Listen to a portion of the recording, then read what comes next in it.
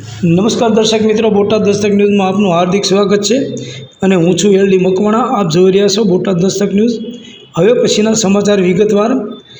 પુત્રનું engineer અને 2 દીકરીઓનું doctor બનાવવાનું સપનું હતું.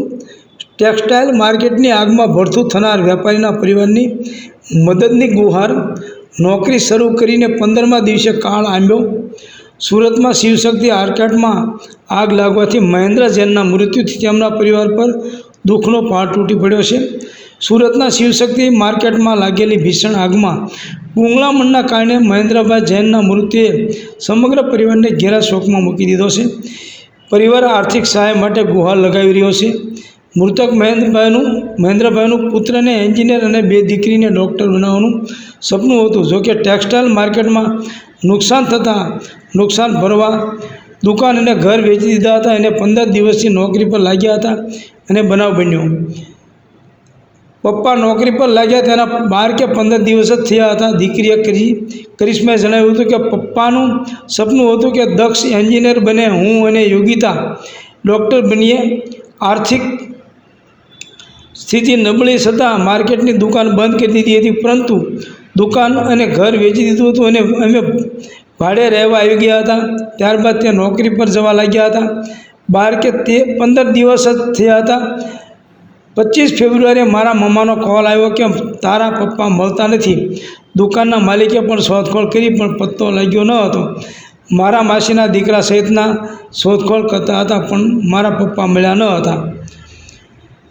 વધુમાં જણાવ્યું હતું, હું અને મારા મમ્મી પણ શોધખોળ કરવા ગયા હતા પણ મારા પિતા ક્યાંય મળી આવ્યા ન હતા. ત્યારબાદ કોઈનો કોલ આવ્યો હતો કે તમારા પિતાએ બ્લેક પેન્ટ, યલો ટી-શર્ટ હાથમાં વીંટી અને રક્ષપોટલી હતી, જેથી અમે કહ્યું કે હા એ જ છે. ત્યારબાદ અમે સહારા દરવાજા ખાતે આવેલી સ્વીમેર હોસ્પિટલ ગયા હતા. અમે ત્યાં બેસેલા હતા ત્યારે અમને બોડી બતાવવા લઈ જતા, જોકે અમને બંનેને ચક્કર આવે એવી સ્થિતિ થઈ ગઈ હતી, જેથી ઘરે આવી ગયા હતા. એમણે કોઈએ જાણ કરી ન હતી કે મારા પપ્પા સળગી ગયા છે. અમને તો બીજા દિવસે જાણ થઈ હતી કે તેઓ આખા સળગી ગયા છે. ત્યારબાદ આરસી બુક અને પેન્ટ પરથી ઓળખ કરી હતી. મૃતક મહેન્દ્રભાઈની પત્નીએ જણાવ્યું હતું કે એક કહેતા હતા કે હું મહેનત કરીને કામ કરીશ આપણા સંતાનો અને તારા માટે હું નોકરી પણ કરીશ. 12 થી 15 દિવસ પહેલાં જ શિવશક્તિ માર્કેટની દુકાનમાં નોકરી પર લાગ્યા હતા. જે દિવસે આ ઘટના બની ત્યારે મારા ભાઈનો કોલ આવ્યો હતો અને જીજાજી ક્યાં છે તેવું પૂછ્યું હતું અને આવી ઘટના બની ગઈ છે તે અંગે જાણ કરી હતી. ત્યાર પછી હું અને મારી દીકરી પણ કોલ કરવા ગયા હતા પણ મળ્યા ન હતા. ત્યારબાદ કોલ આવ્યો હતો અને તેમની શર્ટ પર અને પેન્ટ થકી ઓળખ થઈ હતી. રાજસ્થાનના ઝાલોર જિલ્લાના અકોલે ગામના વતની 48 વર્ષીય મહેન્દ્રભાઈ વર્ષોથી તેમના પરિવાર સાથે ગોપીપુરામાં રહેતા હતા. મહેન્દ્રભાઈ પહેલાં પોતાની દુકાન ચલાવતા હતા, પરંતુ ધંધામાં નુકસાનને કારણે તેમણે 2 વર્ષ પહેલાં દુકાન બંધ કરી દીધી. ધંધામાં થયેલા નુકસાનની ભરપાઈ કરવા માટે તેમણે પોતાનું ઘર વેચી દીધું અને બજારનું દેવું ચૂકી દીધું હતું. આર્થિક મુશ્કેલીઓને કારણે તેમણે 15 દિવસ પહેલાં નોકરી શરૂ કરી હતી. જે દિવસે અકસ્માત થયો તે દિવસે તે રાબેતા મુજબ કામ પર ગયા હતા પણ ઘરે પાછા ફરી શક્યા નહીં.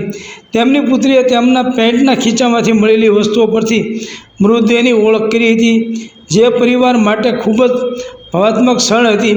મહેન્દ્રભાઈના પરિવારમાં તેમની પત્ની અને એક પુત્ર અને 2 પુત્રીઓ છે. પરિવારની આર્થિક સ્થિતિ પહેલાં જ નબળી હતી અને હવે કમાતા સભ્યના મૃત્યુથી પરિવાર પર દુઃખનો પહાડ તૂટી પડ્યો છે. પરિવારે સમાજ અને વ્યાપારી સંગઠનોને આર્થિક મદદ માટે અપીલ કરી છે, જેથી તેઓ પોતાનું ગુજરાન ચાલુ રાખી શકે. આ ઉપરાંત મહેન્દ્રભાઈના કેટલાક બાકી પેમેન્ટ વેપારીઓ પાસે અટવાયેલા છે, જે પરિવારને પેમેન્ટ કરવા વિનંતી કરવામાં આવશે. મિત્રો મળીને પરિવારને શક્ય તેટલી મદદ કરશે, જેથી પરિવારને કોઈ મુશ્કેલીનો સામનો ન કરવો પડે. સમાજના લોકો અને સંગઠનોને આ સંકટના સમયમાં મદદ કરવાનો હાથ આગળ વધારવા અપીલ કરવામાં આવી છે. સૌજન્ય દિવ્યા ભાસ્કર, બોટાદ દસ્તક ન્યૂઝ, એલડી મકવાણા, બોટાદ.